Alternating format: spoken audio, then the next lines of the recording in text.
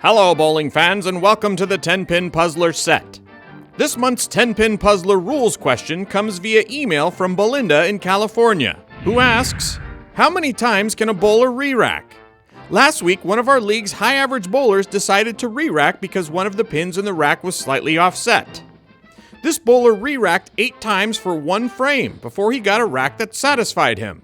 Some of us were wondering if he was ever going to actually roll his ball down the lane. But here's the kicker.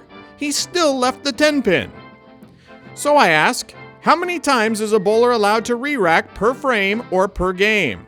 Well, Belinda, according to Rule 7A, pins improperly set, it is each player's responsibility to determine if the setup is correct. The player may insist that any pin or pins incorrectly set be respotted before delivering the ball. Otherwise, the setup is deemed to be acceptable.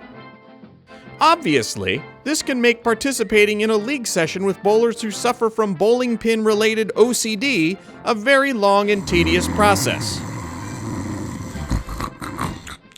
But since it is ultimately the player's responsibility for an accurate setup, restricting someone from respotting pins would be against USBC rules. However, a league or tournament could adopt a rule requiring approval from an official after a bowler reaches a set number of re-racks. For example, the Professional Women's Bowling Association sets this limit to 2 per game. And if it's good enough for the pros, then, well, it should be good enough for your Tuesday night Mixed Trios League.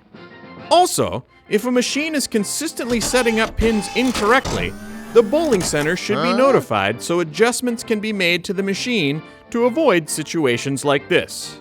And that's this week's 10-Pin Puzzler. This is PB Atkinson reminding you that if you have a rules question that you'd like us to answer on the show, email me at pbatkinson@bowl.com with 10-Pin Puzzler in the subject line. And if we use your question on the show, you'll receive an official autographed copy of the USBC playing rules.